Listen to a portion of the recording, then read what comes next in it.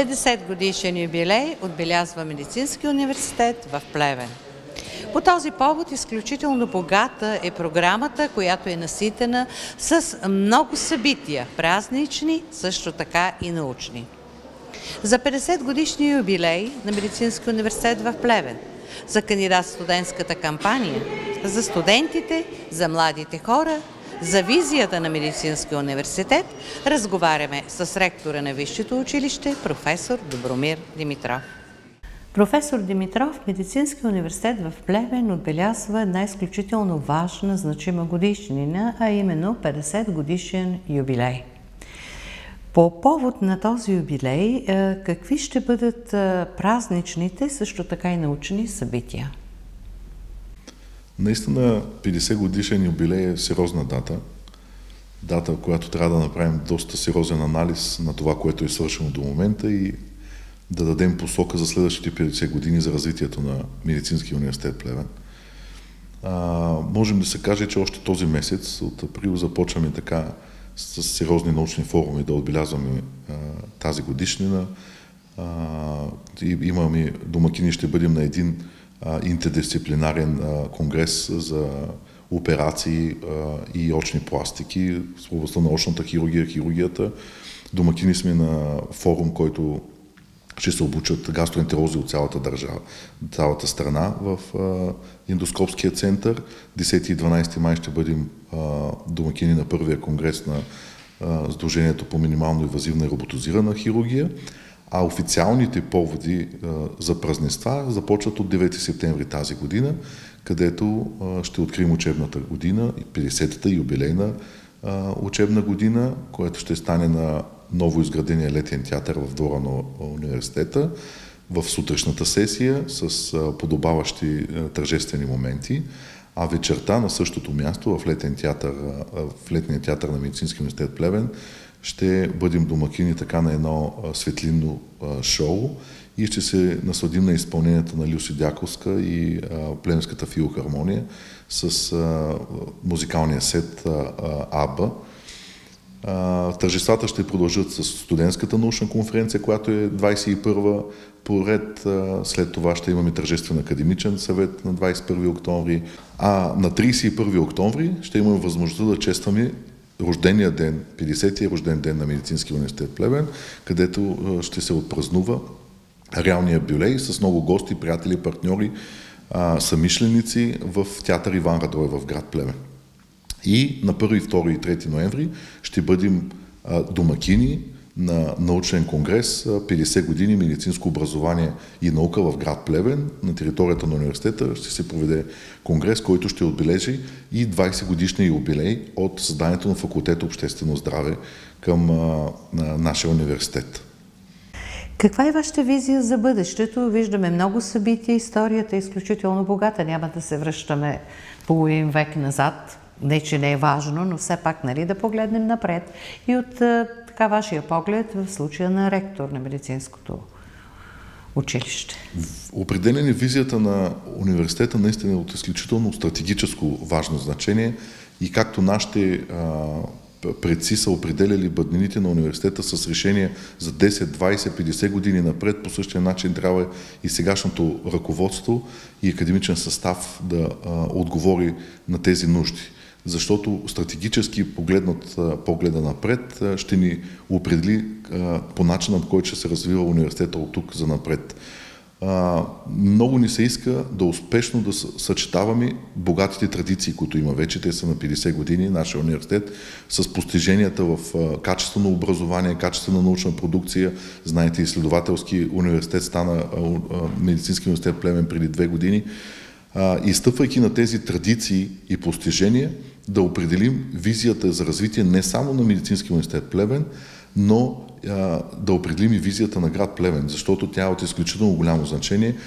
Трябва да признаем, че за тези 50 години визията на град Плевен се промени благодарение и до голяма степен на Медицинския университет Плевен и този преход в който се намираше страната последните 30 години, трябва да кажем, че той успешно беше извърнян от община Плевен, от града, благодарение на Медицинския университет Плевен. Ние сме с най-много болнични легла и с най-много болници в глава на населението тук в региона, сравнено с другите региони в страната. Знаете първоначално иновациите, които се развиват в областта на минимално инвазивната хирургия, роботизираната хирургия, новостите, които се случват в областта на вътрешната медицина, на педиатрията, на общо практикуващите лекари. Много от нещата тръгват наистина тук от историята на нашия университет. Именно върху тях много ни се иска следващите години да затворим така наречения триъгълник на знания, в който, базирайки се на висшето учебно заведение, на научно-изследователския институт на университета, да определим и по-сериозна роля на бизнеса, т.е. да навлезат производствени звена на територията на град Плевен, които да произвеждат медицинско оборудване, защо не е лекарства, защо не е и в областта на ветеринарната медицина. Както знаете, имаме тези амбиции за разкриване на факултет по ветеринарна медицина на територията на университета. Това е много амбициозно, което казвате за бизнес. Аз, между другото, за първи път го чувам, може и да съм пропуснала тази информация. Мислите, че е възможно, нали, че ще има нужда от оборудване, разбира се, и така нататък, но все пак Плевен е Плевен, да не казвам повече друго. Изключително, трябва да признаем, че ние сме изключително близко до постигане на такава цел. Имаме сериозен университет в областта на медицината, хуманната, за в бъдеще и ветеринарната медицина, фармацевтичен факултет. Имаме научно-изследователски институт, който е част от структурните звена на университета, т.е. ние сме изследователско висше училище, имаме сериозен научен потенциал. И за да затворим трите рамена на триъгълника за познанията, липсва бизнес. От една страна бизнеса може да се приеме и болниците, които са налични тук, но голямата моя мечта и на ръководство на университета е да станем притегателен център и за бизнес решение в промишлената зона на града, за реално производство както на лекарства, така и на медицинско оборудване, медицинска техника, и това е напълно постижимо. Дай Боже, изключително бих се радвала и всички това да се случи, защото е важно, нали, не само за медицинската общност като цяло, но и за хората, които живеят тук. И да ви попитам за новия факултет по ветеринарна медицина. Много хора се интересуват, кога се очаква да се открие, докъде стигнаха нещата? Наистина интересът е много сериозен. Припомням исторически, че дадохме този анонс през октомври 2021 година с желанието за разкриване на пето структурно звено на университета, факултет ветеринарна медицина. Можем да кажем вече от тази седмица, ние сме в процес на акредитиране на факултета. Очакваме следващите месеци това нещо да се случи.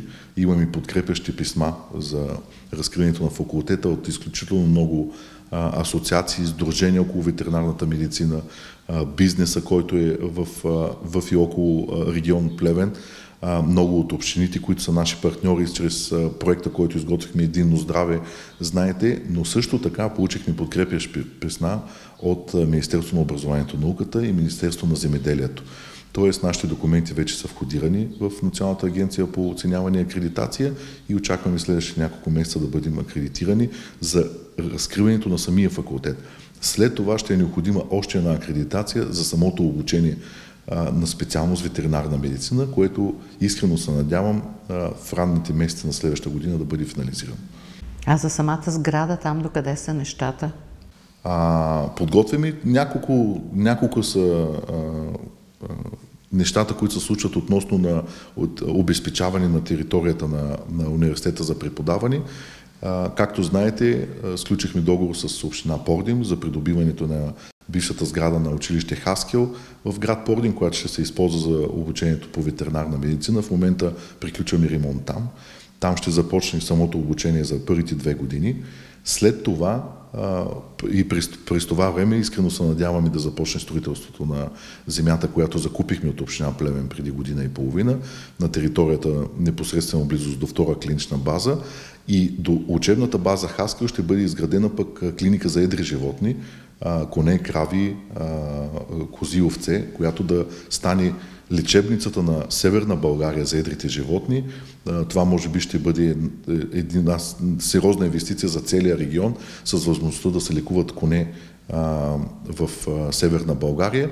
Тя ще бъде непосредствено близост до базата в Пордим, а в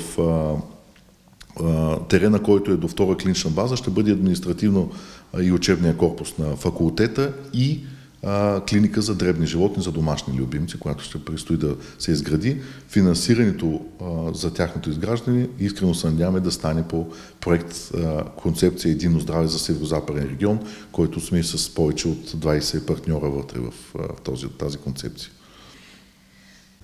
Предстои кандидат студентска кампания за следващата учебна година. Има ли нещо ново там? Какво трябва да знаят младите хора, родителите им? Започнахме доста силно тази кандидат-студентска кампания. Преди няколко дена беше предварителен изпит по биология и химия. 936 кандидати, което е изключително сериозна и отговорна бройка. Наистина продължава тенденцията всяка година да дигаме кандидат-студенти, които и да повишаваме интереса към висшето училище. Знаете, в рейтинговата система ние сме в челните позиции от медицинските факултети и това няма как да бъде по друг начин. Интересът се повишава. Имиджово Медицинския университет Плевен в страната седи изключително добре и това може само да ни радва, но от друга страна ни задължава всяка година да предлагаме по-добри и по-добри условия и качествено обучение. Тази година кандидатстването за медицина, прием медицина и фармация ще е по старите правила, които бяха последните 3 години. Хубавата новина за нас е, че успяхме да дигнем с 10 бройките за кандидатстващи за фармация. Вече ще приемаме 59 бъдещи студенти, което наистина е изключително позитивна новина. И се надявам на редовния изпит да дойдат още повече кандидат-студенти, защото когато имаме възможност да избираме от качествени кандидати, това абсолютно означава и възможността да има качествен резултат после след тяхното дипломиране за приноса на здравната система в България. Много често се коментира как сегашните млади хора, студентите, нямам предвид в медицинския, като цяло студентите, че нямат нищо общо с уния преди години, в този смисъл да го кажа, че не са така сериозни, не са отговорни. Медицината и всички специалности, които са на територията на Медицинския университет, са изключително важни и значими. Там няма как да се прави компромис, защото става въпрос за живота на хората. Какви са вашите наблюдения? В каква посока се развиват и какви са днешните студенти и вашите студенти? Вижте, това е един много сериозен въпрос. Няма да скрия от вас, че последните няколко месеца също разсъждаваме много на тази тема. Как трябва да трансформираме висшето образование в България, за да го адаптираме към младото поколение, към новото поколение. Младите, които завършват сега средното си образование, са много по-различни от гледна точка начин на научаване, начин на придобиване на информация от това, което е било в поколенията преди това. Като сложим и възрастова граница разлика между преподаватели, най-възрастни и младите студенти, имаме понякога от 30 години разлика и това води до своите предизвикателства. Ето защо в качеството ми на член на управителния съвет на съвета на ректорите поех инициативата да координирам връзката с националното представителство на студентските съвети. Само преди няколко дена се срещнах с председателя на студентските съвети и коментирахме тази тема и най-вероятно до година в пролета, март или април ще бъдем домакини точно на такъв форум, който да бъде съвместно организиран между съвета на ректорите и националното представителство на студентските съвети за това как трябва да трансформираме подходите за обучение във висшето образование в момента, да изходим от нуждите на съвременното поколение, да изходим от нуждите на съвременното производство и на съвременния бизнес, така както виждаме в момента. Защото трябва да признаем, че някои от методите, които използваме и в методологията на преподаване и научаване на студентите, са били нужни на България и на света преди поне 50-60 години. Тоест, те са отживелица вече и ние няма как да очакваме, че с старите методики можем да подготвим качествени хора за 21 век. И именно за това искаме да организираме такъв форум, за да можем да чуем мнението на младите хора и да видим кои стъпки трябва да предприемем за тази трансформация. И съвсем накрая да ви попитам, какво бихте пожелали по повод 50 годишния юбилей? Пожелавам по повод 50 годишния юбилей на всички настоящи преподаватели, целият академичен състав, студенти, административния персонал на университета да са на първо място здрави, да имат силен дух, да вярват в традициите и иновациите, които се случват в университета, да знаят, че работят в една изключително прогресивна институция и заедно с тях така да направим, че да не е срам на 100-годишната юбилей на университета от взетите от нас решения за развитието на висшето училище. Видяхте един разговор с професор Добромир Димитров, който е ректор на Медицински университет в Плевен. Поводът – 50 години Медицински университет Плевен.